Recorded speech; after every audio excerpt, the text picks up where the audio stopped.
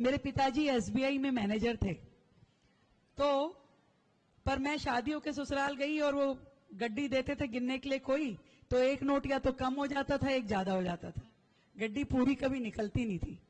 तो मेरी पति ने ताना मारा, कह रहे तुम क्या बैंक वालों की बेटी हो, तुमको गिनना नहीं आता गड्डी। मैं कहा मैं तोल के बता देती हूँ, नहीं गिनना नहीं आता, गिनेगा कौन इसको, हम तो तोल के बता देते हैं।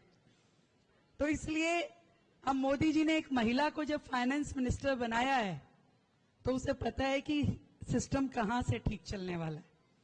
आज आपने कहा, नंदा जी ने कहा कोई काम हमारे जिम्मे लगाइए मैडम।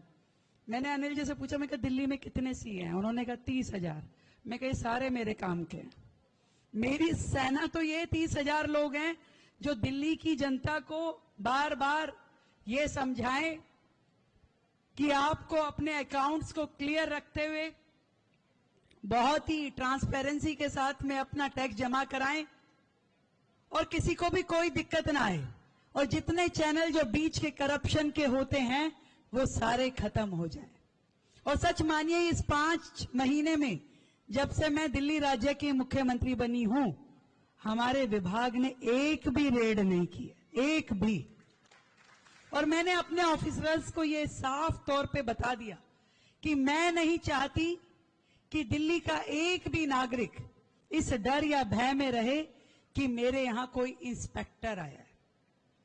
मैं चाहती हूं फेसलेस तरीके से डिजिटल पेमेंट्स हो और दिल्ली के नागरिक अपने आप अपने ड्यू टैक्सेस भरें। और जब मैं देख रही थी कि पुराना इतना बड़ा बैकलॉग अकाउंट्स में पेंडिंग पड़ा है, तो मैं कोई एक विशेष योजना लाने के मंशा रखती हूं। पर मैं चाहती हूं कि दिल्ली के लोगों के लिए जब मैं कुछ वो पॉलिसी लेके आऊं जिसमें उनको सीधा सीधा पुरानी पेमेंट्स के ऊपर लाभ मिले, तो वो एक ही बार आएगी भाई, ये आपको समझाना होगा।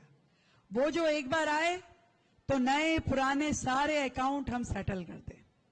दिल्ली में एक नई एनर्जी के साथ, एक नई ऊर्जा के साथ शुरुआत करनी है। 27 साल बाद आप सभी के आशीर्वाद से और आप सभी के एक वोट की ताकत से दिल्ली में एक ऐसी सरकार बनी है जो ईमानदारी से ये चाहती है कि दिल्ली की डेवलपमेंट हो।